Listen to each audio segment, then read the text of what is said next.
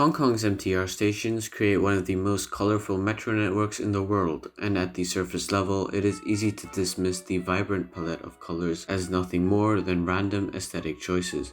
However, there is much more significance behind each station's livery.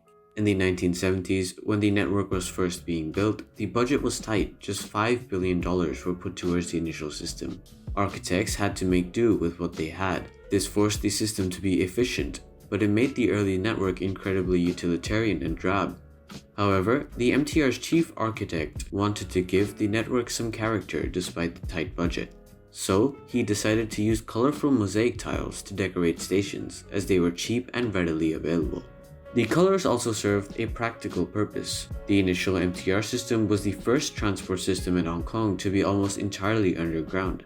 This meant that there were no windows to look out of, and stations would be dark and dreary. Colors would help create brightness in the station. The underground stations also lacked the landmarks that commuters would be able to look out for on their commutes in other transport forms like buses or cars. The colors helped to give each station a sense of identity, making it easier to recognize and differentiate them.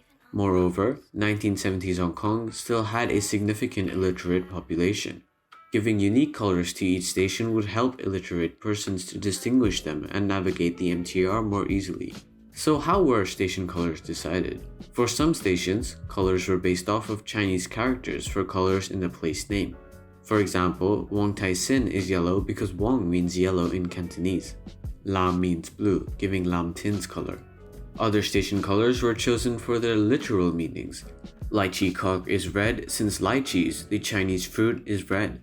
Choi Hung is brandished with a rainbow because Choi Hung literally means rainbow in Cantonese. Diamond Hill is colored black but uses shimmering white tiles to represent sparkling diamonds. Chung Sha Wan literally means a long sandy beach, and so the station has a sandy color. This could also be a reference to the archaeological discovery of the ancient Lei Ching Ukhan tomb nearby. For some stations, you'll have to think more laterally. Prince Edward, for example, is colored purple. This isn't immediately obvious, but is colored so because purple is traditionally associated with royalty. Purple has long been associated with royalty because purple dye used to be extremely expensive, especially Tyrian purple, which is a secretion produced by some rare sea snails.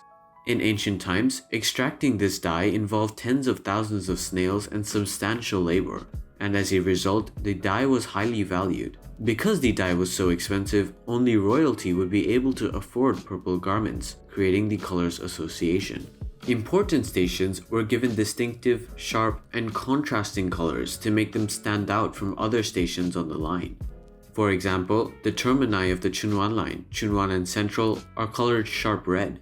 Major interchanges, like Mongkok and Lai King, also use this strong shade of red.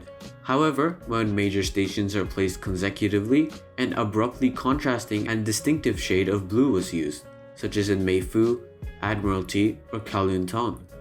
Other stations' colors are chosen based on their surroundings. For example, when the Kwun Tong line was extended, Whampoa was painted blue and Ho Man Tin green. This is because Whampoa is on the seashore, whereas Ho Man Tin Station is built on the side of a green hill. Similar logic was used in the West Island Line extension, where the relatively greener and more hilly HKU station was colored green, while the Kennedy Town Station, which is closer to the ocean, was colored a pale blue. Ocean Park, logically, was colored blue based on the theme park that it serves. As with most new MTR stations, Ocean Park has a large blend of artwork in the station to make the interior more exciting. It should be noted that new stations which are built are no longer restricted to their budget as severely, and so use more modern designs with pale colors on plastic panels, rather than flashy mosaics. However, some stations still pay homage to their roots by installing various mosaic patterns as part of their station artwork. All the Airport Express stations, however, in contrast to the rest of the network, are a rather boring shade of grey. This was intentional. Norman Foster was one of the architects behind the airport, and his favorite color is grey. Yes, grey, the color that Wikipedia literally describes as the color without color. Foster was infamous for his lack of color in his projects, earning the name Foster Grey for the shade that he used. Since the airport building was now grey thanks to Foster, and the Airport Express was designed to feel like an extension of the airport, It followed that all the stations on the Airport Express line used the same gray color for their station livery. However, everything that I mentioned only applies to MTR's metro stations. The KCR's metro stations did not have the same method of coloring stations.